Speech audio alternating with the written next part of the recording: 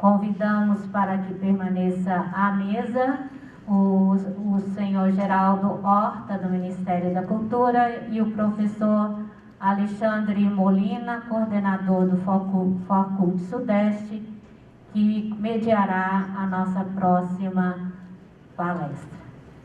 Muito obrigado. Bem, é uma satisfação participar dessa mesa e poder fazer a mediação desse diálogo com a Maria. A convidada desta manhã é a presidenta da Fundação Nacional de Artes, Funarte, senhora Maria Marighella. Maria Marighella é baiana, atriz graduada pela Universidade Federal da Bahia. Ela é neta do escritor e guerrilheiro Carlos Marighella, fundador da Ação Libertadora Nacional, que foi assassinado pela ditadura militar em 1969. Já foi coordenadora de teatro da Funarte entre 2015 e 2016. Acumula experiência como coordenadora de teatro da Fundação Cultural do Estado da Bahia e diretora de espaços culturais da Secretaria de Cultura do Estado da Bahia. Atualmente está licenciada do cargo de vereadora em Salvador. A presidenta da Funarte, Maria Marighella, passa a palavra ao professor Molina para a condução. Então eu só quero aproveitar aqui para te saudar mais uma vez, dizer da minha alegria de partilhar esse momento aqui com você, com o Geraldo, para a gente conversar sobre a cultura nas universidades e nos institutos. Eu quero aproveitar também para dizer que aqui nós temos nesse auditório colaboradoras, colaboradores, servidoras, servidores de diversas instituições de ensino superior da região Sudeste. Temos aqui todos os estados da região representados. Aqui nós temos pessoas que estão atuando diretamente nos processos de gestão, de pesquisa, de estudos relacionados aos diversos campos da cultura, mas principalmente pessoas que estão atuando nessa linha de frente do trabalho da gestão da cultura nas universidades, compreendendo a importância do papel das instituições públicas de ensino superior, não só no processo de formação profissional, nas diversas áreas da cultura e das artes, mas também fazendo gestão de equipamentos culturais, fazendo gestão de programas de fomento, fazendo gestão de ações, de projetos que ativam a cultura e as artes nas instituições de ensino superior, especialmente aqui nesse contexto da região Sudeste, mas que com tranquilidade eu posso estender essa minha fala também para as demais regiões do Brasil. No segundo semestre nós teremos um encontro nacional e a gente espera poder contar com a sua participação no encontro nacional também, e aí quem sabe a gente poder se abraçar novamente. Estou com muita saudade de você, queria aproveitar também para lhe dizer isso. É uma pena que você não vai comer o pão de queijo mineiro dessa vez, né? Aqui o de Uberaba tem uma característica especial que o Fabrício nos apontou aqui mais cedo, mas em breve a gente vai poder se encontrar. Eu passo então para você a palavra, Maria. Em seguida, Geraldo também vai fazer uma fala e depois abrimos para a participação das pessoas que estão aqui presentes. Muito obrigado. Muito obrigada, Lê. Saudar todas, todos, todes, todas as pessoas presentes aí em Uberaba para esse encontro. Adoraria estar com vocês. Todo mundo sabe que eu sou louca por Minas Gerais. Adoraria estar em Uberaba. Adoraria estar com vocês, e já quero dizer que estar aí, ou seja, esse evento estar aí significa estar articulando uma importante política, que é a política de expansão das universidades pelo Brasil. Então, esse deslocamento, né, faz corpo com uma política que nós defendemos, que nós apoiamos e que, portanto, precisamos fortalecer. Infelizmente não posso estar, certamente estarei no segundo semestre no encontro nacional, mas venho aqui reforçando esse encontro, também reforçando políticas que nós vivenciamos, experimentamos e que hoje precisamos repactuar no sentido da presença, no sentido de expandi-las. Um outro significado aqui para mim, e aí abro um pouco de uma fala mais pessoal, é que Alexandre Molina, quando Alexandre Molina me chama para uma atividade, eu simplesmente vou, é uma ordem, porque eu queria aqui partilhar que Alexandre Molina foi a primeira pessoa que me convidou de maneira direta a experimentar a gestão pública, né? A minha primeira experiência como gestora pública foi como coordenadora de teatro da Fundação Cultural do Estado da Bahia, que naquele ano de 2012 estava experimentando sair de uma situação de ser o braço da cultura numa Secretaria de Cultura e Turismo para ser uma Fundação das Artes. E Alexandre Molina, naquele ano, era o diretor das artes. Então, muito das principais coisas que eu pude experimentar, eu experimentei ao lado dele, numa das experiências mais marcantes da minha vida como artista, como gestora, dentro da gestão pública, da construção de políticas públicas. E deixo esse registro, Ale, primeiro para saudá-lo mesmo, para cumprimentá-lo, para agradecer tudo que nós vivemos juntos, mas para dizer que isso não tem nada de pessoal, ainda que seja, né? A gente traz essa dimensão de inscrição pessoal para dizer que o Brasil inteiro estava experimentando uma transição, né? Uma torção de um conjunto de sujeitos que saíam do campo das artes para experimentar a gestão, a universidade. Nós estávamos em pleno trânsito, então trago essa experiência para dizer o que é que nos traz até aqui.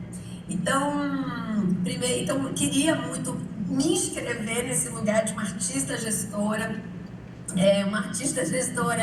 em trânsito, que assume agora a presidência da Fundação Nacional de Arte, a FUNARTE. Gente, tem uma obra que começou aqui do lado, vocês vão ouvir, eu quero pedir desculpas, mas vamos tentar abstrair para viver esse momento. Então, queria um pouco fazer essa fala como presidenta da FUNARTE, a presidência da Fundação Nacional de Arte, a primeira presidenta nordestina. Não digo que sou a única presidenta, porque nos anos 80, Edmeia Falcão foi uma diretora executiva da FUNARTE e pôde experimentar, né, como diretora executiva, esse lugar que naquela época tinha papel de presidência, né, tinha função de presidência. Mas digo que hoje nós temos uma FUNARTE majoritariamente no seu corpo diretor, na sua diretoria colegiada, maioria de mulheres, maioria de pessoas negras. Temos a primeira presidenta indígena da história da instituição, e isso fala também sobre um trânsito da história, um trânsito de reivindicação nossa, de uma FUNARTE que precisa ser mais diversa, estar mais atenta à diversidade e à força, ao tamanho das artes brasileiras, e ao mesmo tempo em que essa FUNARTE precisa assumir o compromisso com a sua dimensão nacional. Então, com esse compromisso, né, com esse reconhecimento, que nós iniciamos o nosso processo no início do ano, quando no ato, né, no decreto de refundação do Ministério da Cultura do presidente Lula, no 23 de janeiro de 23, né, desse ano, nós acordamos com a refundação do Ministério da Cultura, e lá, entre as atribuições primeiras do Ministério da Cultura, está lá a construção de uma política nacional das artes. Ou seja, a política nacional das artes é hoje uma atribuição primeira do Ministério da Cultura. Então, por óbvio, a Fundação Nacional de Artes, a FUNARTE, precisará liderar, capitanear, né, ser timoneira dessa experiência. Mas essa missão é uma missão e é uma tarefa coletiva, ela é uma tarefa do sistema MINC, e isso vai envolver, claro, as outras secretarias e instituições vinculadas. Então, não existirá política nacional das artes, por exemplo, sem a Secretaria de Fomento, sem a Secretaria de Fomento e Economia Criativa, economia da cultura, não haverá uma política para as artes sem pensar a formação, o campo da reflexão. Não haverá uma política das artes sem pensar os comitês de cultura, ou seja, a dimensão de expansão territorial dessas políticas e a relação com cada lugar. Não haverá uma política nacional das artes sem a literatura, sem as políticas do audiovisual, sem pensar patrimônio, cultura popular. Então, nós temos a missão de liderar esse processo, mas essa é uma tarefa coletiva inscrita agora no decreto que refunda o Ministério da Cultura. Bom, então, quando a gente volta aqui, né, para esse momento Forcult, esse momento que é o Forcult Sudeste, é um momento também da gente experimentar nesse fórum algumas coisas que a gente vai levar lá para o encontro nacional, né? Ou seja, quando esse encontro ali acontecer, nós teremos tido uma caminhada das nossas reflexões, da apresentação dos nossos programas, das nossas agendas, e acho que esse é um bom lugar para a gente levantar algumas hipóteses. Eu vou levantar algumas delas e não pretendo esgotá-las, porque deixo também um pouco para vocês essas reflexões. A primeira coisa que é a seguinte, queria me colocar, eu sou atriz, né? Eu venho do teatro, eu sou atriz formada pela Escola de Teatro da Universidade Federal da Bahia, a primeira escola de teatro de ensino superior do Brasil, uma escola de 1956. Eu trago essa história para dizer que antes mesmo, né, da Funarte, antes mesmo do Ministério da Cultura, antes mesmo de um conjunto de nascimentos de instituições, a Universidade Federal da Bahia, num contexto muito singular da história do modernismo brasileiro, cria as suas escolas das artes, então, teatro, música, a Escola de Belas Artes anterior e a dança, dentro de uma experiência de gestão. E por isso, trago aqui de maneira em contexto que é impossível tratarmos uma política para as artes sem o reconhecimento de que as universidades anteciparam em muito a experiência de formação das artes, que seria um óbvio, mas sobretudo a experiência de gestão e sobretudo uma experiência de uma agenda de direitos, né, de fruição para o campo das artes. Então, se a gente está falando que os cursos das artes, a exemplo da Bahia, tá? Que é de onde eu venho, se inaugura um curso, mas não apenas um curso, um campo de pesquisa, um campo de produção estética, um campo de produção, as extensões que vêm em seguida, mas falaria dos equipamentos, por exemplo. Se é verdade que a experiência da universidade, ela antecipa um conjunto de coisas, nós precisamos entender, articular, mais do que entender, articular dentro da engrenagem política nacional das artes, qual seria o papel das universidades.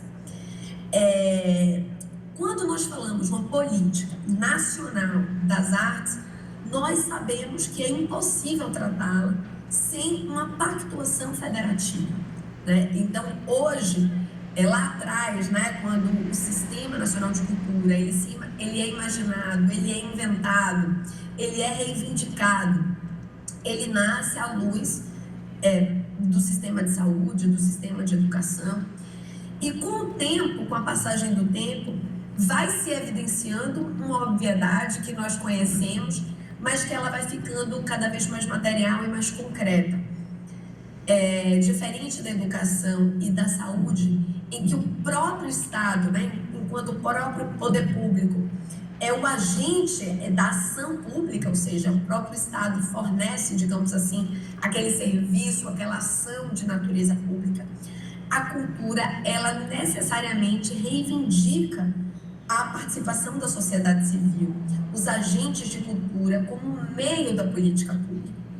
No último ciclo político, em que agentes da cultura, sujeitos da cultura, foram tratados como inimigos, e o próprio campo cultura toma para si a tarefa de reposicionamento das políticas, foi se evidenciando, materializando o conceito que o agente cultura, fazedores de cultura, cultura, das artes, artistas e esse conjunto do que somos, não só não é inimigo do povo brasileiro, mas que a cultura brasileira está radicalmente ligada à democracia brasileira, se evidencia um outro fenômeno que se materializa no novo marco regulatório do fomento, por exemplo, nos novos decretos e instruções normativas que tratarão do fomento, de que a sociedade civil, fazedores, realizadores, são um meio pelo qual esse direito fundamental, esse direito humano, previsto na Declaração Universal dos Direitos Humanos, esse direito constitucional se materializa em cada lugar. Então, é também papel nosso entender o agente cultura, né? Todos nós, em diversos lugares, como o meio pelo qual a política pública se manifesta, garantindo, então, o direito. Um outro ponto na construção da Política Nacional das Artes é que, se nós entendemos a pactuação federativa, a relação entre União, Estados e municípios, que nós precisamos encontrar um caminho em que as vocações elas sejam encontradas, né? Ou seja, que as responsabilidades sejam encontradas a partir de vocação e não porque o município não consegue realizar política, porque o Estado não consegue realizar política. É muito importante que esse ciclo, né, que marcará uma refundação das políticas públicas para a cultura, a gente não mais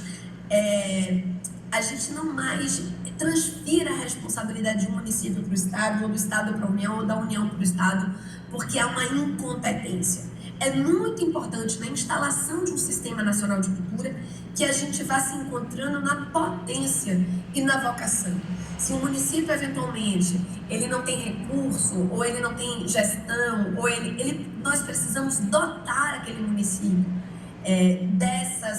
das condições para que aquela política se manifeste.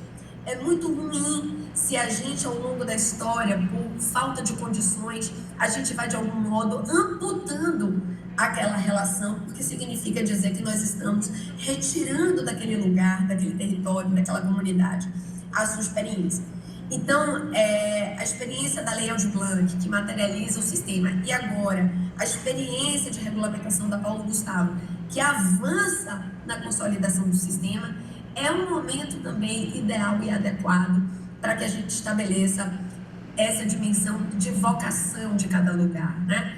Que haja um processo de organização do sistema. Então, os municípios e estados terão até 1 ano para aderir ao sistema, e aderir ao sistema não apenas na formalidade, né, na assinatura de um compromisso, mas na instalação de seu plano, a instalação do seu conselho, a materialização do seu fundo, o acompanhamento, e, portanto, isso vai nos garantir uma organização, talvez, histórica do campo da cultura.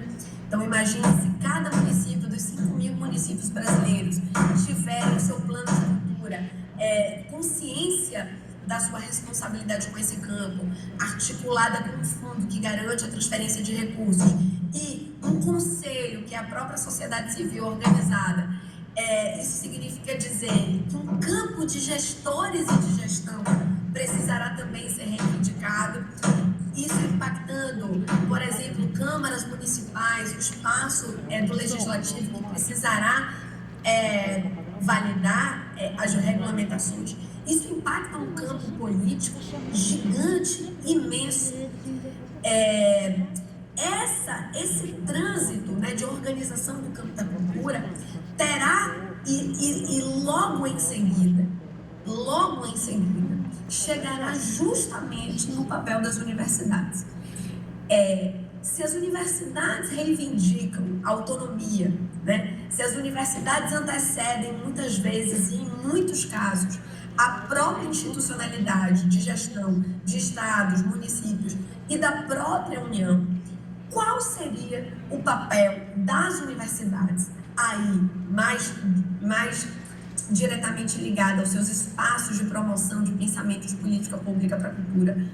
Qual seria o papel das universidades nessa engrenagem política nacional de cultura e aqui eu chamo a Política Nacional das Artes. Eu acho que é isso, essa era a mensagem que eu realmente gostaria de trazer como mensagem primeira, para que a gente tenha um Fórum Nacional como esse espaço de debate e pactuação. Eu acho e trago aqui a impressão de que no contexto de uma Política Nacional de Cultura e numa Política Nacional das Artes, a universidade ela deve ser chamada à participação, mas ela também deve reivindicar o seu espaço por vocação. Então, penso que esse, né, deve ser a chave, o tesouro, né, o ouro, porque entre tantas coisas, designar essa hipótese é muito importante. Bom, no último período em que esse último período mais violento, autoritário, em que não só as políticas de cultura, as políticas para as artes foram violadas, violentadas, assediadas, maculadas, nós tivemos com o mesmo grau de ataque às universidades, à ciência, à pesquisa, o campo do pensamento livre, dos saberes. Então, de algum modo, a gente se irmanou, né, com campos que são muito irmãos, né, que andam juntos, se alinharam ainda mais, se conectaram ainda mais para enfrentar, digamos assim, esse inimigo comum.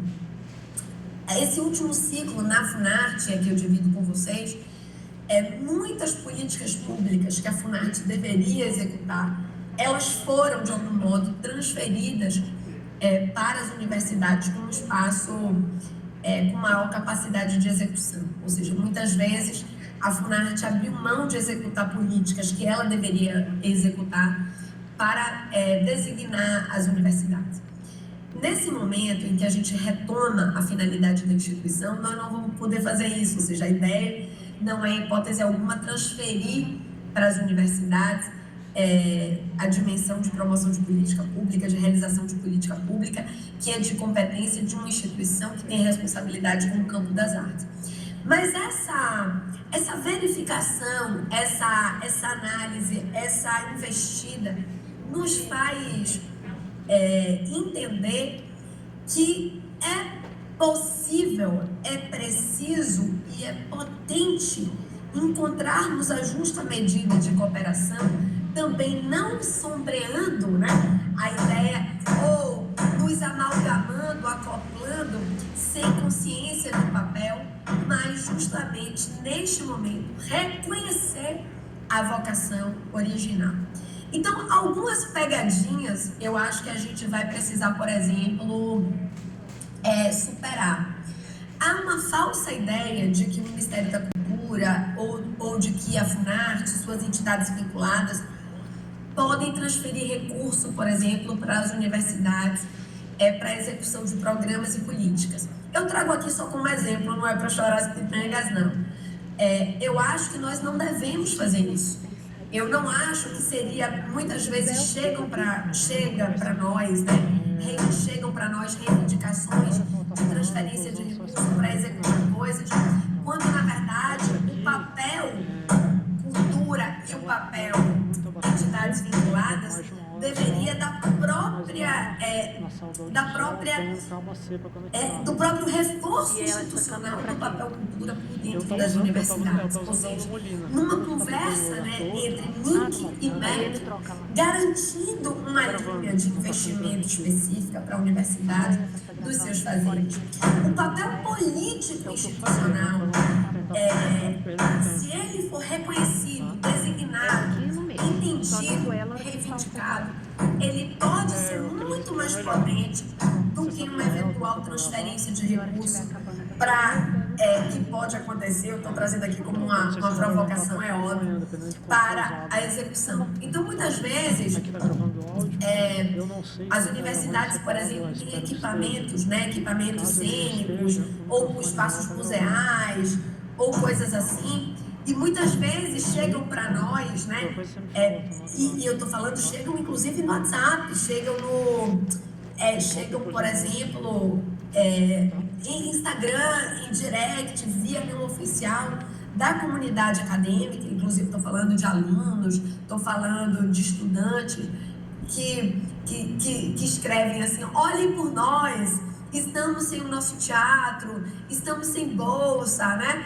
Estamos sem, sei lá, estamos em alguma situação de precariedade, como se o próprio Ministério ou a Funarte fosse cumprir um papel direto, né, quando é muito importante que a gente garanta, e eu acho muito importante que a gente tenha Geraldo aqui na mesa, porque está hoje no Ministério da Cultura, está com a CEFLIN, né, que é a nossa Secretaria de Formação Artística e Cultural, Livro, Leitura e Literatura, a tarefa do debate sobre a formação e, portanto, essa relação com a formação faz com que o Ministério tenha relação mais direta com o próprio MEC através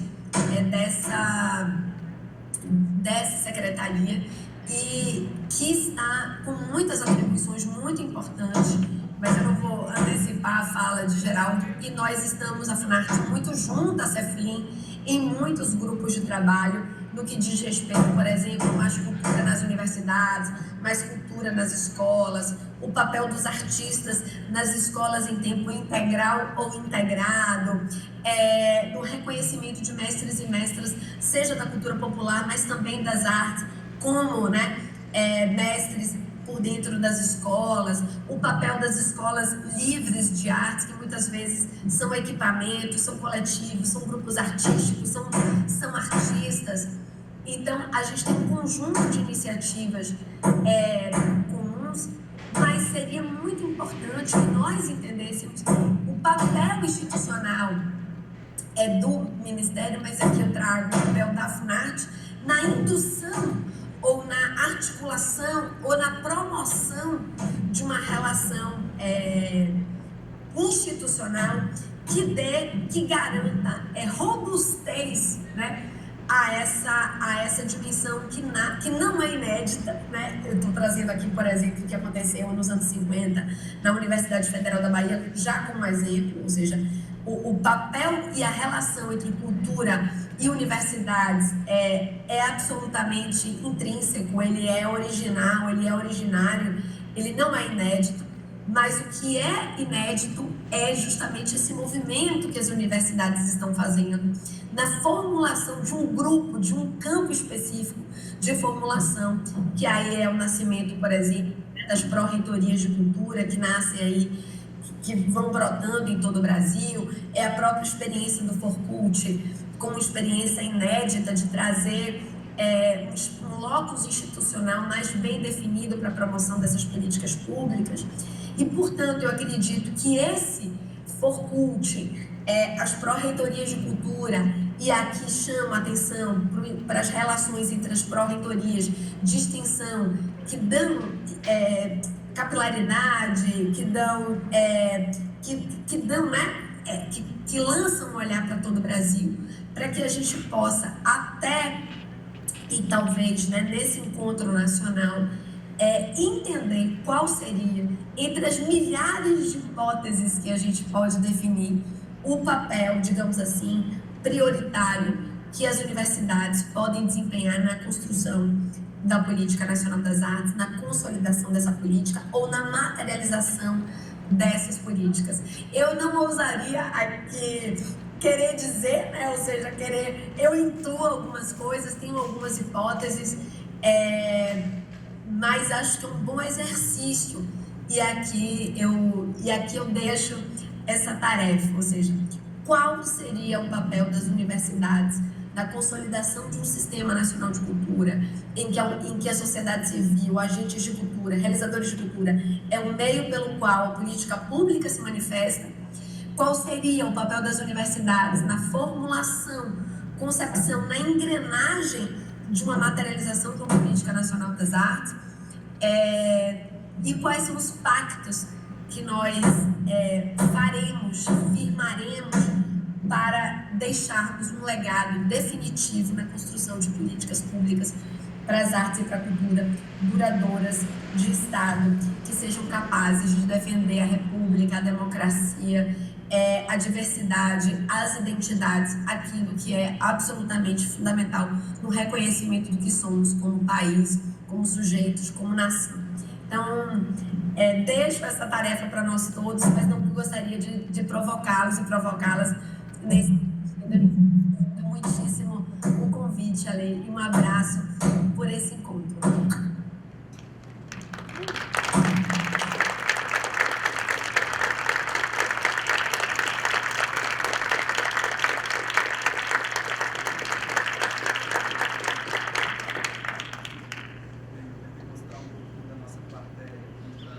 Tentei mostrar um pouquinho da nossa plateia para você aqui, Maria. Bom, enquanto o Geraldo retorna aqui para a mesa, eu quero só rapidamente, que muitas coisas aqui burilaram na minha mente a partir da sua fala, Maria. Eu acho muito simbólico que está acontecendo uma obra aí agora, junto com você, porque é isso que está acontecendo com a cultura nesse país e com as artes. Nós estamos em obras, né? Obras de reconstrução, de retomada de um processo que foi violentamente interrompido, né? E que estamos engajados nesse processo, né? E eu quero destacar também a importância simbólica de ter uma mulher como você à frente da Funarte, uma mulher que conhece bem o chão do palco, da galeria, do museu, do picadeiro, do ateliê, do estúdio, enfim, uma pessoa das artes e que tem uma vivência política, de militância, de luta. Então isso nos dá também um fôlego para continuar esse trabalho aqui na ponta, junto com outras e outros agentes do processo. Você aponta reflexões que me parecem muito importantes para esse fórum e a gente precisa se debruçar sobre essas provocações que você nos traz. Eu também tenho algumas pistas e eu acho que ao longo do encontro também a gente vai poder seguir nesse diálogo e eu acredito que é possível também que parte dessas reflexões aqui escorram para as demais regionais e que a gente possa no encontro nacional voltar a falar com você sobre isso e talvez já com um delineamento mais contornado sobre aquilo que talvez caiba de maneira mais apropriada a esse espaço das instituições públicas de ensino superior, as universidades, os institutos, de um modo geral, tanto no processo relacionado ao Sistema Nacional de Cultura, ao Plano Nacional de Cultura, mas sobretudo também ao Plano Nacional das Artes, que é objeto aí sobre o qual a Funarte tem se debruçado, se dedicado nesse momento. E tenho certeza que o Forcult e as instituições públicas de ensino superior certamente poderão contribuir com esse processo. O destaque que você faz em relação ao Pacto Federativo nos implica diretamente. Me lembrei aqui diversas situações quando eu assumi a diretoria de cultura da Universidade Federal de Uberlândia, uma certa confusão que acontecia tanto pelos agentes, pelos colegas, artistas, agentes culturais, mas também por gestoras e gestores de secretarias municipais de cultura ou da própria Secretaria de Estado, que acabam enxergando nessa figura das universidades como se a universidade fosse cumprir o papel do Ministério, ou fosse cumprir o papel da própria fundação, da Funarte, né? E esse trabalho de deixar esse espaço bem marcado para a gente entender, de fato, quais são as peças que cabe a cada um desses agentes mover nesse grande tabuleiro da cultura e das artes. Então, eu acho esse destaque para o Pacto Federativo muito importante para esse processo. E creio que essa busca que tem acontecido na direção da Funarte, através das mensagens de WhatsApp, de inbox, faz parte um pouco do desespero também, né, que assolou todas essas pessoas nos últimos anos, a todos nós. Mas eu acho que sair do desespero é fundamental, e para isso a gente tem buscado se articular, a gente tem buscado construir, propor, e esse espaço do Forcult tem sido um lugar de troca entre essas pessoas que atuam nos espaços de gestão da cultura nas universidades, entendendo quais caminhos também outras instituições conseguiram encontrar para problemas similares aos nossos, e a gente tem buscado nessa coletividade encontrar saída. Então vai ser importante esse diálogo com o MINC, com a Funarte, através do Ministério da Educação também, para que a gente possa entender esses caminhos e ao mesmo tempo também reconhecer aquilo que nos é extremamente necessário para que a gente continue avançando e desenvolvendo o nosso trabalho da melhor maneira possível, podendo ofertar para a sociedade, que é a nossa finalidade primeira, ofertar um serviço de qualidade, oferecer uma formação de qualidade, oferecer também uma produção artística e cultural de qualidade, porque, como você mencionou também, você sabe disso, em muitos lugares, em muitos municípios, em muitas regiões desse enorme Brasil, as universidades cumprem um papel estratégico e fundamental no que se refere à difusão e à promoção da cultura e das artes. Lugares onde talvez a gente tenha uma atuação tímida ou quase inexistente de secretarias municipais ou estaduais, e as universidades acabam sendo o único refúgio para que as comunidades possam fruir e ter acesso a produções de arte e cultura. Bem, eu passo agora então a palavra para o Geraldo. Geraldo, fique à vontade. Eu vou reposicionar aqui o meu celular para que a Maria possa também lhe ver, além de te ouvir. Então, maravilhosa a Maria Marighella. Ela é muito energética e gigante.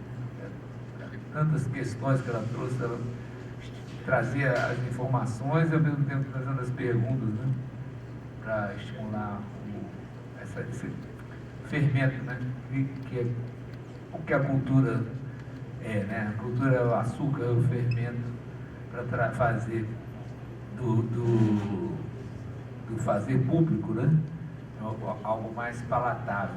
Então, o que eu tenho pensado muito assim, esse desafio que a gente está agora no Ministério da Cultura, essa refundação do Ministério, com a ministra maravilhosa também, a Margarete Menezes, que cada vez que eu a vejo falando, ela está brilhando mais, né? E trazendo essa força, né? Que ela sempre, eu sou músico também, então sempre que a via cantando, eu ficava hipnotizado naquela poderosa, né? Aquela mulher forte, né? E agora a gente ter esse símbolo, né, à frente do Ministério, dá muita energia e gás para a gente tocar o nosso projeto. Tá? Então, eu trabalhei com a parte de formação artística e cultural no Ministério em 2015 e 2016, certo? Infelizmente, a gente sofreu aqui o golpe e eu acabei me afastando do Ministério e agora fui convidado pelo Fabiano para pôr essa equipe na área de formação artística e cultural. E o que fica, né, assim, uma das coisas que eu fico estudando e pesquisando e tentando entender é a evasão escolar, a evasão nas universidades. Por quê? Por que que o nosso jovem não se identifica com a escola? Por que que não se identifica com a universidade? E qual o papel que a cultura tem para poder servir de fermento, de açúcar, para trazer esse jovem de volta para a escola? Quando você se depara com a situação socioeconômica brasileira, né, a gente tem pensado muito nos mesmos recortes que o pessoal utiliza para o Bolsa Família, para nossas políticas, porque o Bolsa Família é uma política muito bem estruturada, e a gente querer reinventar, repensar indicadores, vai acabar chovendo no molhado e caindo na mesma receita. Então a gente vai aproveitar esse recorte, tá? E a outra questão que é esse problema que a gente estava falando aqui. Esse problema é isso que a gente tem que pensar: como dar significado para a escola, para a universidade, como dar pertencimento, como dar a autoestima para o estudante, entendeu? Ele tem que se enxergar, né, na universidade. A cultura tem esse poder, né? Uma outra coisa que eu venho pensando bastante, a gente vem discutindo bastante lá no Ministério, é fake news E o que esse pessoal consome hoje em termos de cultura? Essa geração mais nova. Essa geração mais nova não vai ao cinema. Essa geração mais nova não assiste TV a cabo. Eles assistem YouTube e a programação que eles mesmos são os protagonistas. Então, eles têm essa necessidade. Então, essa é a isca. A gente tem que chegar nesse pessoal, nessa geração mais nova, dando ferramenta, dando conceito, né, ensinando eles a construção e a produção de conteúdos. A partir do momento que eles estiverem produzindo os conteúdos, né, com qualidade, né, aí que entra a escola, a universidade e os institutos, ensinando eles a filtrarem, entendeu? A ter o pensamento crítico para entender e ter profundidade na produção dos conteúdos. O mundo é totalmente audiovisual e essa é uma oportunidade que a gente tem com essa lei Paulo Gustavo. São 3,8 bilhões de reais. 70% desse recurso é para audiovisual. Esses recursos, muito do que a Maria Marighella estava falando, do empoderamento dos entes nacionais, dos estados e dos municípios, da Secretaria de Cultura dos estados e dos municípios. Esse recurso ele vai direto para as secretarias municipais e estaduais. Todos os municípios têm como acessar esse recurso.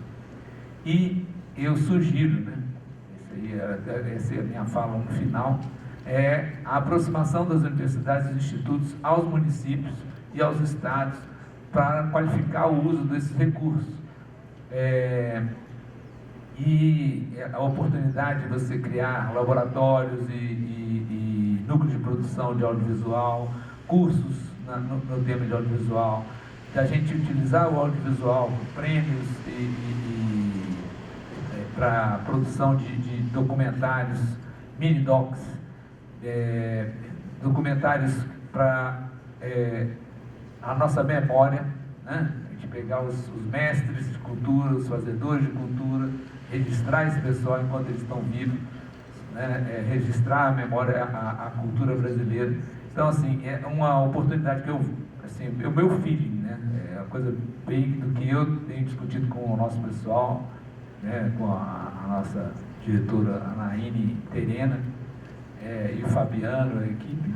E eu estou muito, o pessoal da SAB também tem conversado bastante com eles, que é a oportunidade desse momento, desses 3,8 bi piscando, para a gente tentar fazer isso para as universidades também, de alguma forma, reformando os teatros para cinemas, né?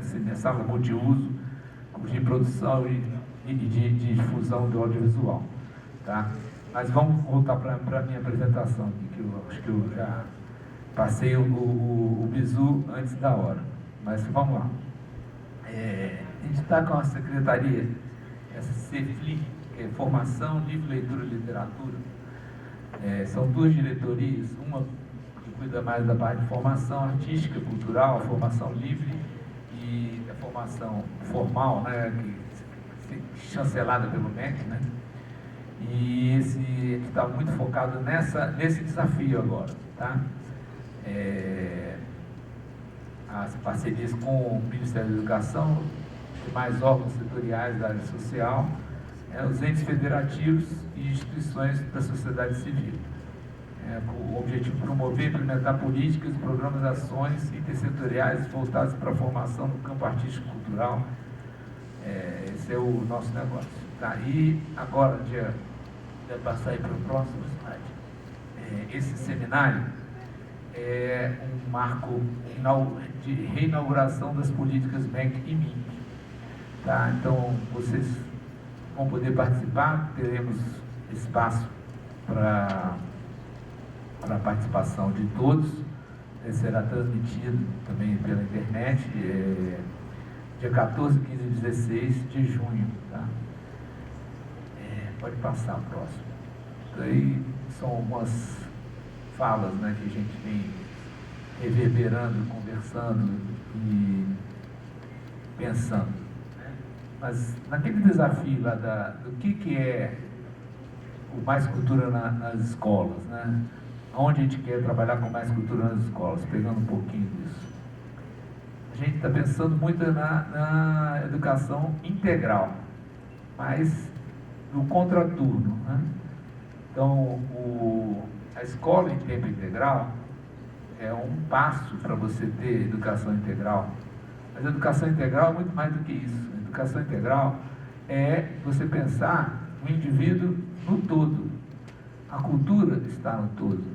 Nós estamos nesse caldeirão que é. Então, você não pode pensar a educação integral sem pensar na família. Muito do que a pessoa aprende é em casa. Não pode pensar a educação integral sem pensar o esporte, a vida social, a igreja, a cultura está em tudo isso. E a cultura é que faz o amálgama da nossa educação. Você não consegue assimilar nada, conteúdo nenhum, se você não associar isso a alguma coisa da sua vivência.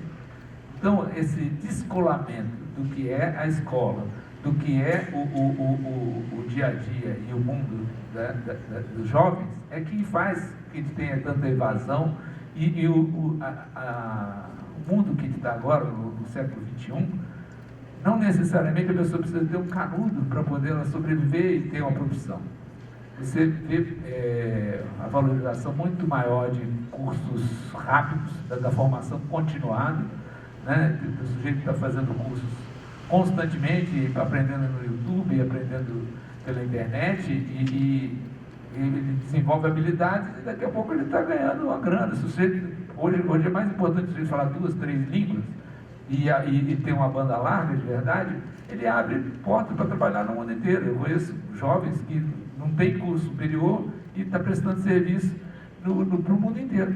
O cara está trabalhando para o pessoal em Amsterdã, o pessoal na Austrália. É isso. O mundo, a internet abriu essa possibilidade. A pandemia teve muita coisa ruim na pandemia, mas a pandemia colocou a gente realmente no século XXI. A pandemia empurrou a gente para a educação digital, para você estar participando de fóruns e conversas com gente do mundo inteiro, né? Eu trabalhei durante esse período da pandemia na Escola Nacional de Administração Pública. Empurrou a gente para o digital. Não teve saída, entendeu? Só que a gente conseguia alcançar, sei lá, 10, 15 mil alunos, passando para 400 mil. Foi um boom, o negócio cresceu, o Brasil inteiro, o Alpoque ao Chuí. Eu tinha palestra, curso que a gente estava fazendo aqui, e o sujeito estava matriculado, mas ele estava na Alemanha, ele estava na Guiné-Bissau, estava em outro país. O professor nosso mesmo, né, o Rômulo Paz, ele é um expert, né, nessa parte é um médico, né? Ele é sanitarista, né? E ele estava representando o Brasil e Cuba. E Cuba, não sei se vocês sabem, é muito difícil. A banda larga em Cuba é raro o lugar que você consegue ter banda larga de verdade. Eu fazia milhões de manobras, mas não consegui colocar ele dentro de sala de aula. Entendeu? Tipo, botava um computador com celular, e fazia uma ponte, estava certo. E o cara conseguiu participar e dar o curso dele, mesmo estando lá em Cuba.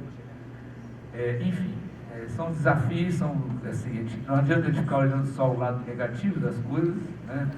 Mas, assim, eu fiquei muito emocionado de saber que vocês, durante os 6 anos, continuaram fazendo o Forcult, né? Isso é muito, para a gente, gratificante, né? Saber que a gente plantou uma semente e a semente frutificou, mesmo independente do governo federal não estar fazendo os repasses de recursos, as universidades conseguiram se articular. Tá? Então, pode passar, próximo. Do seminário, o propósito do seminário. Esse seminário é o ponto de inflexão nosso para a retomada. tem esses objetivos tanto da parte de livre leitura quanto da parte de formação artística e cultural, tá? Vamos retomar essas parcerias e teremos montando um GT interministerial MEC-LINC, tá? Que ele também pode receber outros interlocutores convidados, tá? Esse GT tem 12 subgrupos temáticos, né? E a gente tem na estrutura desse seminário, ele espelha um pouco o que é esse GT, que vai ser um decreto, que vai fundar o GT e tem essas câmaras temáticas, são 12 câmaras temáticas, então nós teremos 12 subgrupos discutindo os temas. Vai ser a inauguração desses subgrupos temáticos do GT, né, que é inaugurado por esse decreto, e vai refundar toda a parceria MEC-LINC, tá? E nós teremos também 5 painéis.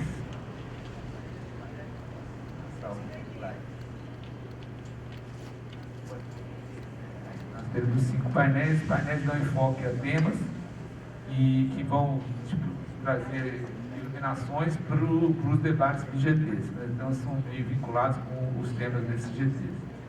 Então a temática dos painéis, nada sobre nós sem nós, né? O ensino das culturas e história afro-brasileira e indígena nas escolas. Então a retomada dessa lei 10.639 e 11.645, que é a obrigatoriedade do ensino da história afro-brasileira e indígena nas escolas. Mas não só voltar a trazer isso para dentro das escolas, mas como trazer isso para dentro das escolas, sabe? Que conteúdo vai ser ministrado nas escolas, né? Essa é a nossa pergunta, né?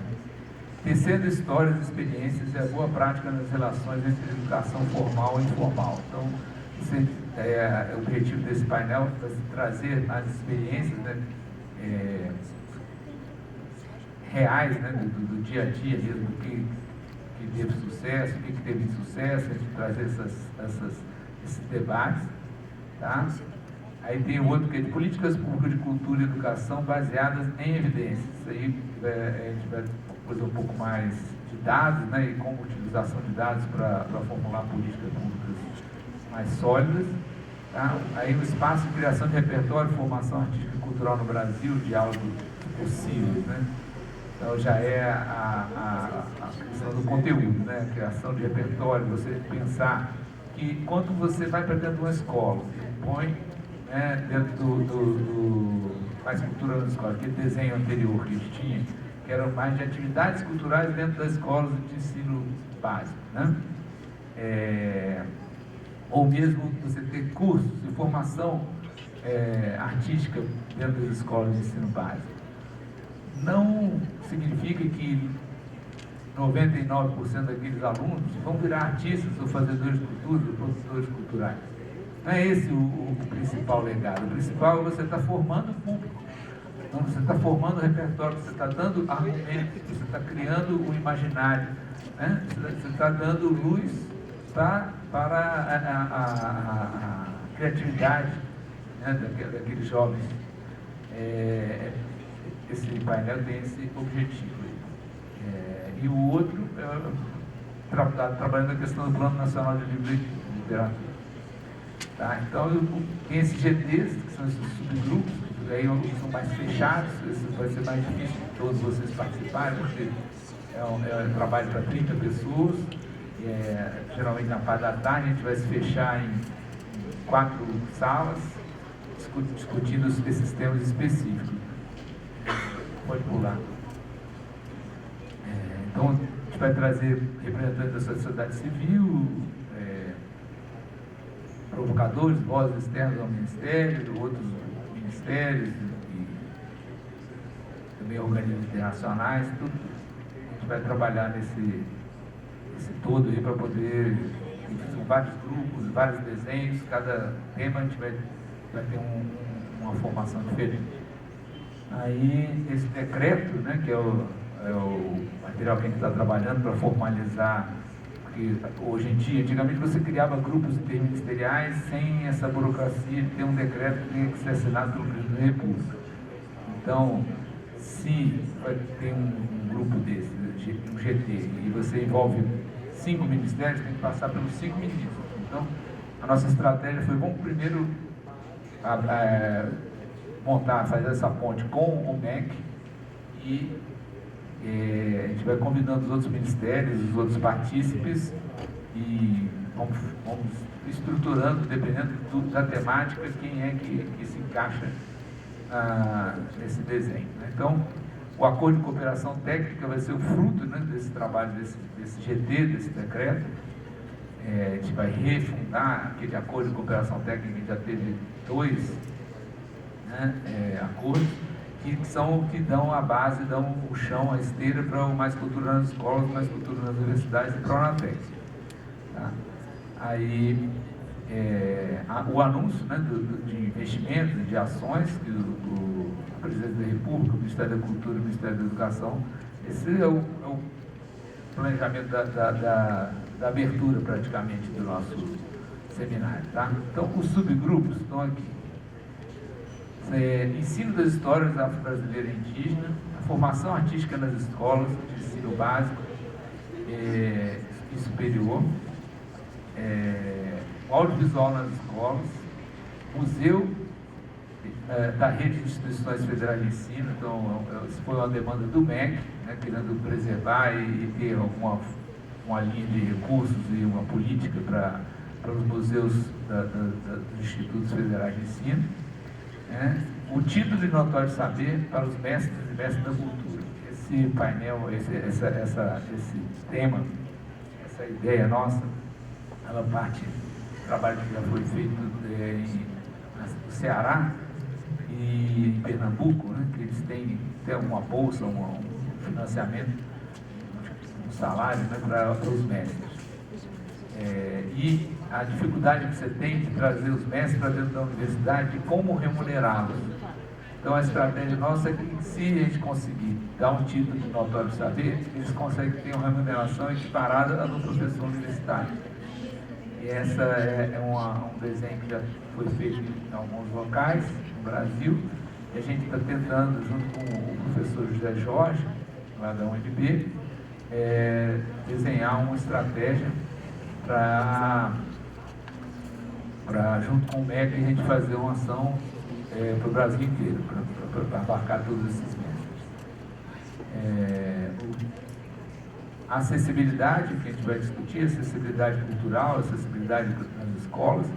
E quando a gente fala de acessibilidade, aquilo que eu estava no começo aí, na apresentação, na abertura do evento que estava falando, a gente pensa na acessibilidade física, na acessibilidade comunicacional, no acesso ao mercado de trabalho, tá? Você ter espaço para a pessoa com deficiência trabalhar. Existem várias legislações para isso, mas mal e mal são cumpridas, a gente nem sabe como são cumpridas. É nosso dever de casa, no Ministério, a gente está trabalhando para contratar um número acima, uma porcentagem, vai fazer um acordo interno dentro do Ministério, vai contratar acima do que a lei exige, trazendo mais espaço para a contratação dos PCDs de todos os tipos de contratos da cultura. Tá? Então, desde a montagem do palco até a iluminação e principalmente a gente dá protagonismo aos portadores de deficiência. As pessoas com deficiência, desculpa. As pessoas com deficiência, elas precisam ter espaço de protagonismo. Você ter o diretor do filme PCD, você ter o roteirista PCD, você ter o ator PCD, você ter o designer PCD, você ter o arquiteto PCD, você ter espaço para eles trabalharem. Estou me deparando bastante mais com esse tema, apesar de ter minha avó era cega, meu filho tem transtorno de espectro autista, e o tio dele, meu cunhado, sofreu um acidente e ficou tetraplégico. Apesar de eu ter contato com eles, quando você se depara com a política pública e vai estudar isso, você começa a enxergar os grandes obstáculos, né?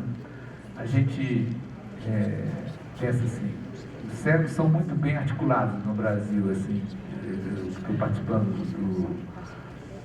do CONAD, e você vê, tem 3, 4, 5, 6 grupos de cegos e só tem um grupo de surdos.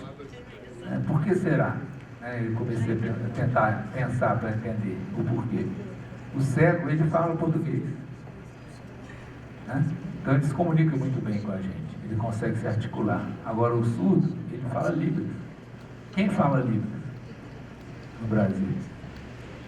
Então é um desafio você trazer para dentro do corpo da sua equipe uma pessoa surda para trabalhar sem ter um intérprete do lado, ou se você não aprender a língua de Libras, né? Então são detalhes pequenos que às vezes a gente não se toca, né? Porque a gente vê o problema, entende, sabe que tem o problema, mas quando você traz isso para o seu dia a dia de verdade, traz para o seu cotidiano, aí que você consegue sentir o tamanho do desafio.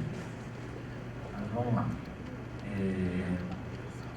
Então também a Política Nacional de Livre Leitura e Escrita, o Plano Nacional de Leitura, as bibliotecas públicas escolares, os cursos de graduação, pós-graduação em artes, produção e gestão cultural. Então aqui, consegui,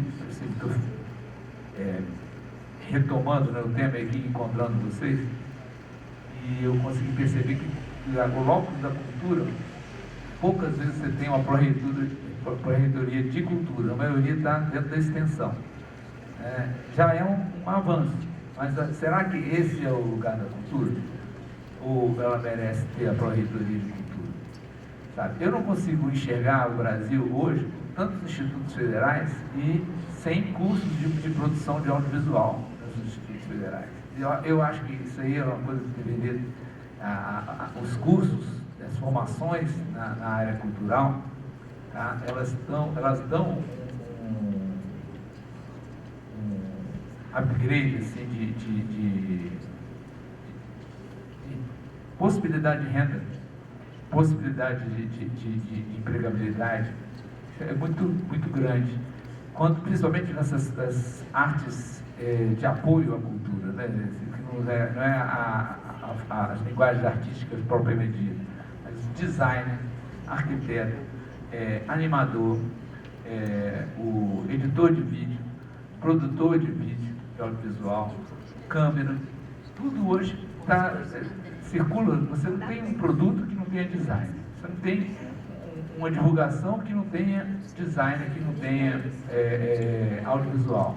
Então é um mercado de trabalho gigantesco e que hoje em dia, com a tecnologia, ficou muito mais barato e fácil produzir e trabalhar isso. Então, assim, eu acho que tem atalhos que a gente deve utilizar, tá?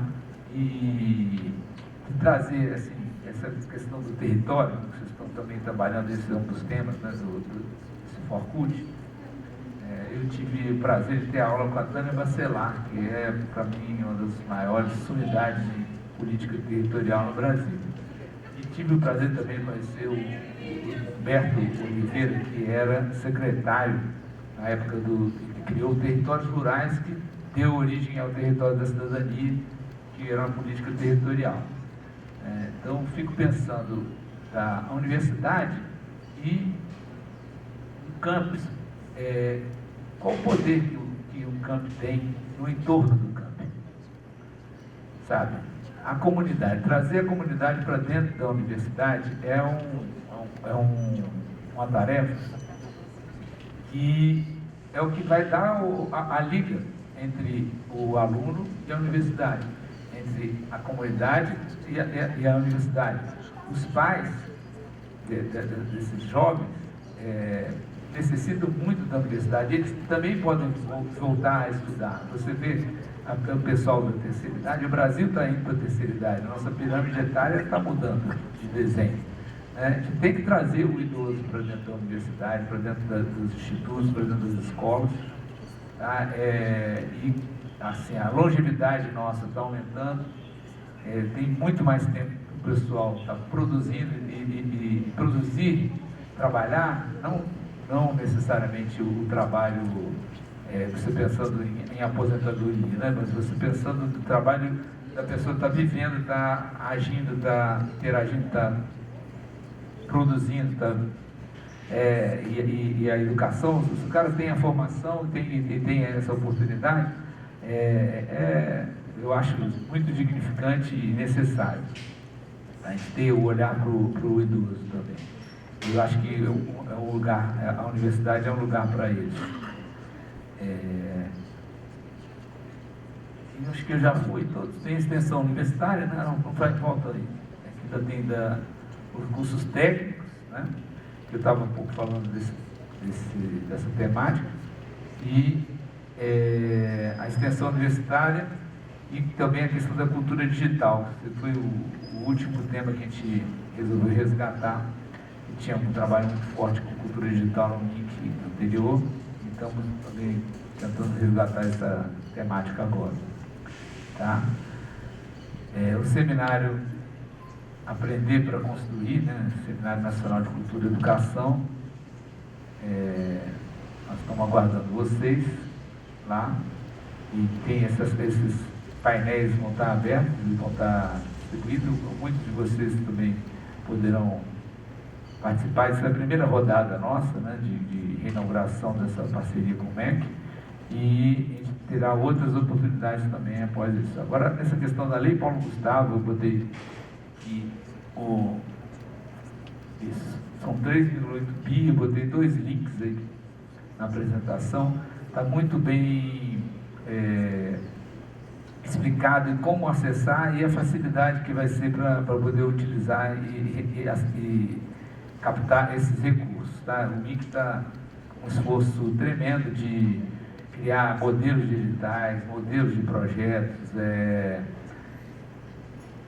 trabalhando, então, são 2 camadas infralegais. Já tem um decreto de regulamentação da Lei Paulo Gustavo, agora a gente vai lançar uma instrução normativa para poder facilitar essa execução, porque é muito dinheiro para executar de uma vez só. Geraldo, eu tenho que fazer esse papel chato, desculpa. Não, tá. A gente já está com o nosso tempo bem apertado. Eu já estava aqui. Beleza. Obrigado pela compreensão. Obrigado.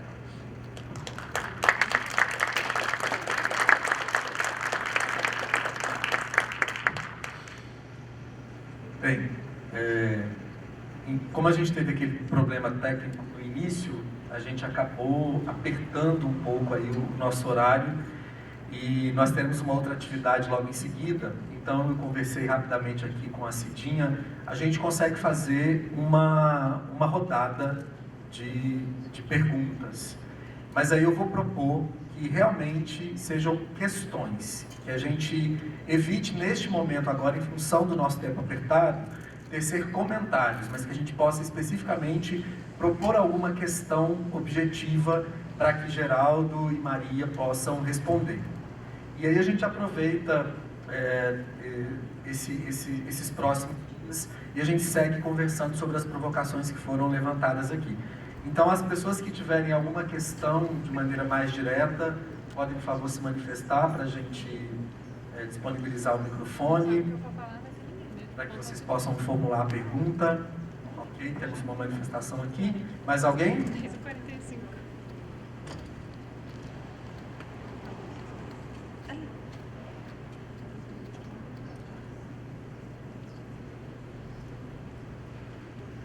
Maria, você consegue nos ouvir? Pronto, maravilha. Pois não. Se você puder, por favor, se apresentar e dizer a qual instituição você é vinculado, por gentileza.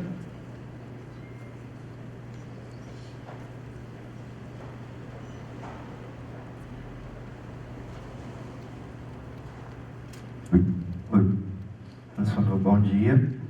No momento, não estou vinculado a nenhuma instituição, né? Terminei o mestrado na UFTM o ano passado. Bem, a minha pergunta é direta, né? Eu vou perguntar para a Maria a pergunta que ela jogou para a gente. Então, no sentido de pensar como a universidade pode auxiliar tanto os gestores culturais a descentralizarem, distribuírem esses recursos advindos, por exemplo, da Lei Paulo Gustavo, e posteriormente da Aldir Blanc? E de mesmo modo, como a universidade pode auxiliar os fazedores de cultura a acessarem esses recursos? Pode repetir seu nome, por favor? Maicon Júnior Gonçalves. Maicon. Maria, você conseguiu ouvir a questão do Maicon? Tá. O Maicon, ele está te perguntando de maneira mais direta em que medida, como que você percebe a possibilidade de que as universidades e os institutos possam auxiliar as fazedoras e fazedores de cultura para acessarem esses recursos, por exemplo, que serão distribuídos aí a partir das próximas chamadas dos editais, especialmente Lei Paulo Gustavo e Aldir Blanc.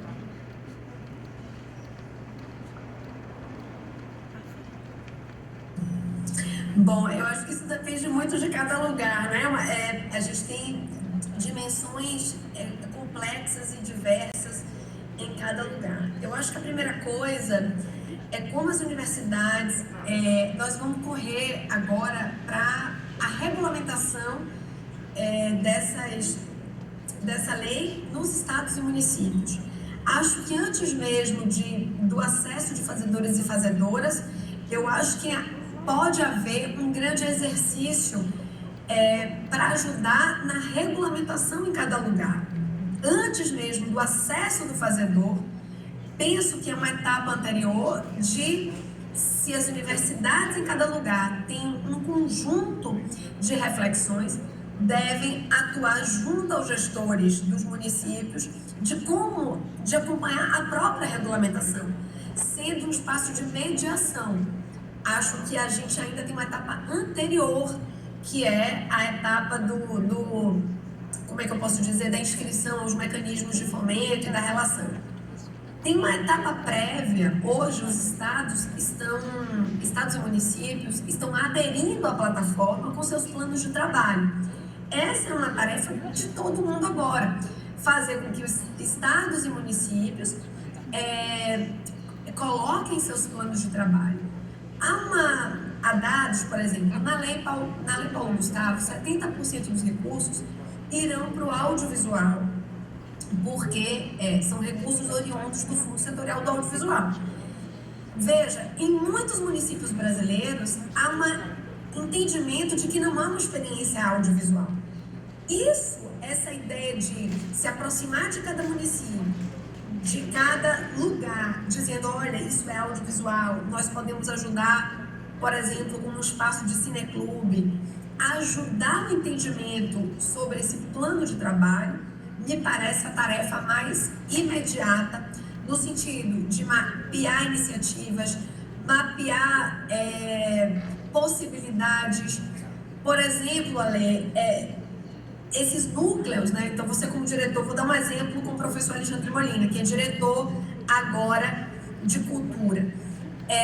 Imagine se ele consegue, né, dentro, né, desse locus institucional, mapear mecanismos que ele mesmo participou. Ele foi proponente e responsável por um mecanismo Calendário das Artes lá de 2012 na Bahia. Esse é um mecanismo que pode ser referencial para um conjunto de municípios. Nós experimentamos em âmbito do estado da Bahia, mas é um mecanismo com um conjunto de... Um mecanismo muito importante que depois uma pesquisadora da Bahia, que é Juliana Almeida, né, que depois foi para a universidade, não sei exatamente qual universidade que ela está conectada, mas pesquisou esse mecanismo e pode, por exemplo, ser um mecanismo de referência para ser replicado num conjunto de municípios, porque é um mecanismo que ele se consolida em prêmios, pequenos mecanismos que tinham um papel territorial, né? Ele tinha de quais eram as áreas.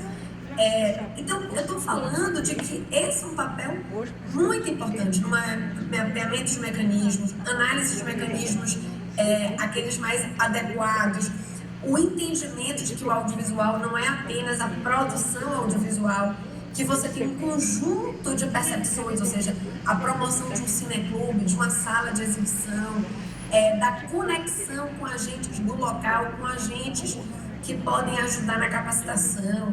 Eu acho que tem diversos dispositivos hoje para a universidade com uma ambiência de mediação e de conexão, né, através da pesquisa, da reflexão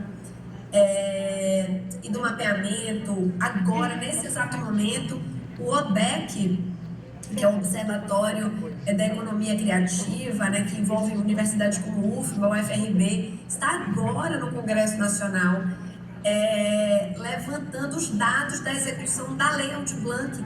Então, esses resultados estão por dentro das universidades e esse compêndio que as universidades guardam de formulação, de reflexão, de pesquisa e de fazer, porque não é também só um saber intelectual, tem uma experiência viva, material, que pode ser extremamente positiva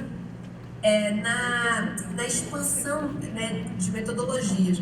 Queria falar outro exemplo que eu trago aqui. Hoje, antes de entrar, professor, eu escrevi para a Tayane Bragança, que hoje, né, está lá na UFMG, integra esse Forcut e, por exemplo, foi uma figura central na realização como gestora ali, na parte do assessoramento da gestão, para o desenvolvimento de uma política setorial no estado da Bahia, ou seja, o entendimento de que o estado deveria garantir uma política setorial e não exatamente definir que elos da rede produtiva.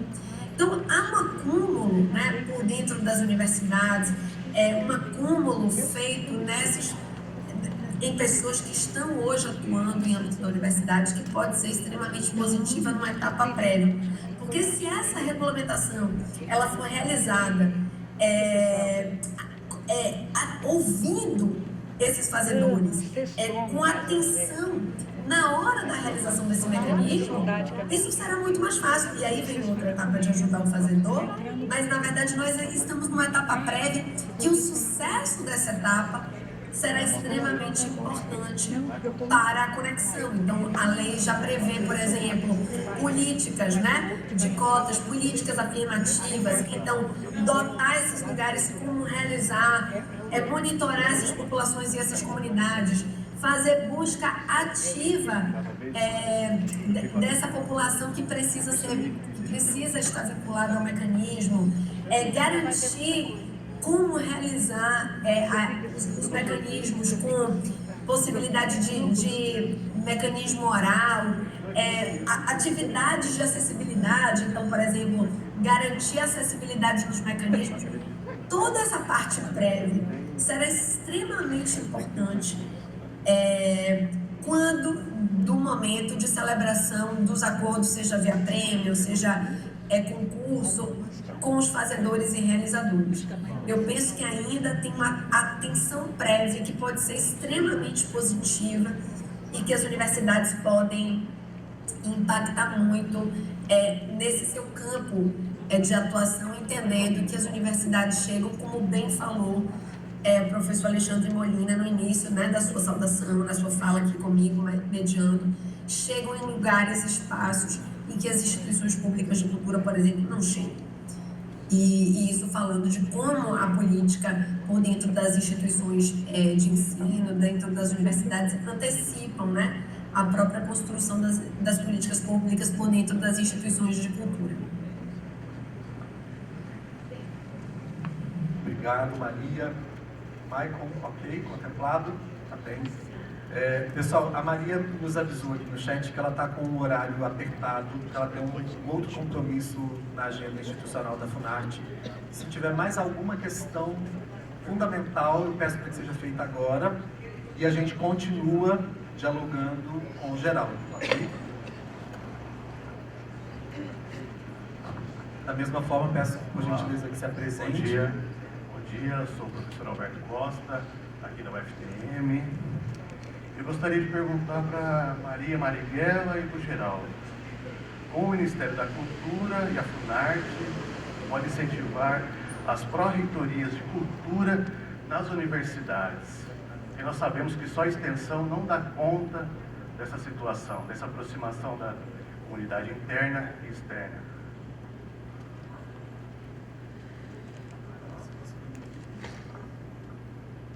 Tá, ele coloca o seguinte: de que modo você e Geraldo observam a possibilidade de que o Ministério e a Funarte possam contribuir com esse processo de criação e de expansão de pró-reitorias de cultura nas universidades e nos institutos, visto que somente a extensão, na perspectiva do professor, não daria conta de fazer esse processo de aproximação das universidades com as suas comunidades.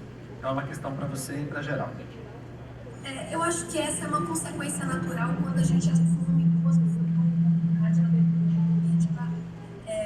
Eu tenho uma fala que diz que a experiência antecipa a construção da política pública, ou seja, você constrói locos institucionais se você constrói a experiência previamente. Se nós conseguirmos criar uma engrenagem da construção da Política Nacional de Cultura, da Política Nacional das Artes, conseguirmos criar um locus de participação importante, denso, dessa conexão, certamente a necessidade ela virá por força da própria experiência vivida. Eu acredito muito nisso. Então, o que a gente está fazendo aqui? Então, claro, nós já defendemos esse locus. O Brasil já tem experiência suficiente da relação universidade e cultura. Nós já sabemos, né, que a cultura ela é fundamental na concepção do pensamento livre, e, portanto, não existe universidade sem cultura. Então, essa dimensão ela já é conhecida, ela é sabida. O que nós estamos disputando é cargo, orçamento, porque um locus ele precisa de tamanha materialidade para que garanta, por exemplo, os investimentos. A gente não está mais debatendo o sentido, a gente está debatendo a força dessa experiência de modo a garantir recursos. Locus, né, assim, são cargos, é o espaço, é densidade, é o centro. Então, de algum modo, a nossa ação ela precisa ser de tal forma sólida, consistente, materialmente viva, que é quase como natural. É como se o presidente Lula, né, ele não recria o Ministério da Cultura numa decisão de uma caneta. É a força que ainda que ele tenha essa consciência, mas obviamente que não é a consciência de alguém, de um reitor ou de uma gestão. É a força manifesta de uma dimensão do saber que se coloca com tanta força que ela mesma reivindica esse logos. A política é isso, é a arte de pressionar, né? É a arte de tensionar, é de se manifestar com tal força, e obviamente isso se articula, né? A gente ter gestores e gestoras, reitores e reitoras, e nós temos hoje, acho que, condições políticas. Eu sinto que nós temos uma condição política singular. Nós precisamos criar agora as condições materiais para fazer as transformações que a gente entende. Então, eu sinto que é da ordem da própria política, né? De como encarnar nesse tempo e espaço a força que a cultura se manifesta em todo lugar. Então, não tenho dúvida das condições que a gente tem. O que nós precisamos é engajamento, energia, produção de consensos. Entenda que a gente não está fazendo isso sozinho. A gente está aqui num campo de disputa e que agora mesmo, né, existem temas igualmente importantes para nós, que é, por exemplo, a assunção da população negra indígena em cursos tradicionalmente cursos ditos de elite, como medicina, direito, avançar no campo da pesquisa, retomar. Então, existem muitas pautas conexas à pauta que a gente está trazendo aqui agora, que estão também nesse momento em disputa, né? Então, sinto que a gente precisa participar da vida universitária, vida acadêmica, com muita intensidade, entender a universidade também como espaço político, entender a universidade também como espaço de disputa, e ocupar esse espaço com as nossas pautas, as nossas agendas, ampliando-as e reivindicando-as, né? Então, do ponto de vista do Ministério, nós sabemos, é estratégico, tático. Quando a Funarte vem aqui e diz, queremos a universidade na concepção e parte da engrenagem que é a Política Nacional das Artes, a gente já está falando isso, né? Agora, a gente consegue fazê-lo, a gente consegue um tipo de organização que desse fórum sairá um conjunto de reivindicações e agendas das 5 coisas que nós precisamos fazer juntos. Nós teremos 2 ou 3 para fazermos já, hoje, né? Alexandre falou muito bem, as universidades cumprem papel fundamental na difusão, na circulação, que é papel da Funarte. Então, nós conseguimos uma agenda de tal sorte, conexa, para materializar isso que nós sabemos que temos que fazer juntos. Então, penso que assumir politicamente esse espaço, materializar nesse tempo aquilo que a gente sabe que a gente tem que fazer, seja a tarefa prioritária para que o locus institucional ele se manifeste por força da natureza do nosso fazer. Obrigado, Maria. Agora eu vou passar para Geraldo. Brilhante, né? Maria é realmente fantástica. Olha, eu tinha escrito assim, o fazer, né? Como é o fazer, né? A gente tem que refundar, recomeçar, executar, né? E a execução é o que vai justificar a demanda de você ter uma pró-reitoria de cultura, né? Justamente o que ela estava falando, não existe nada mais político do que a ação, tá? Então, hoje tem o locus, né? A maioria está nas pró-reitorias de extensão, e se a gente conseguir refundar umas culturas nas universidades, começar a colocar algum recurso para a cultura dentro da universidade, o próprio fazer e a execução disso vai justificar a criação da pró-reitoria de cultura. É bem por aí.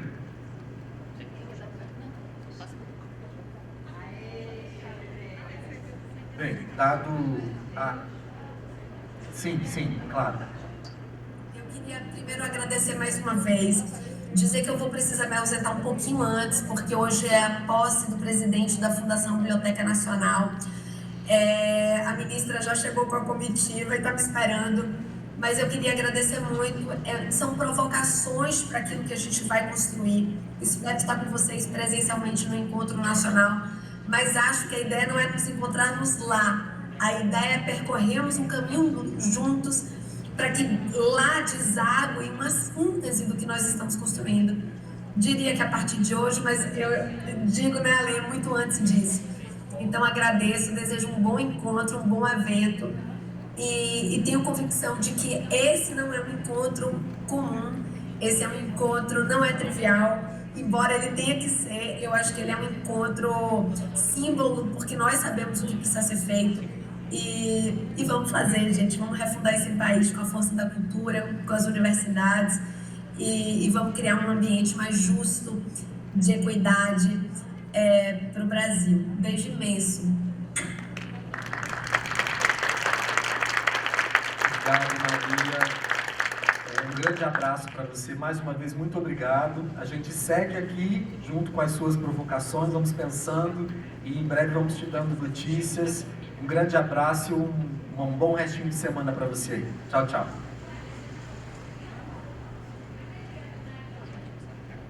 Restinho parece que é sexta, né?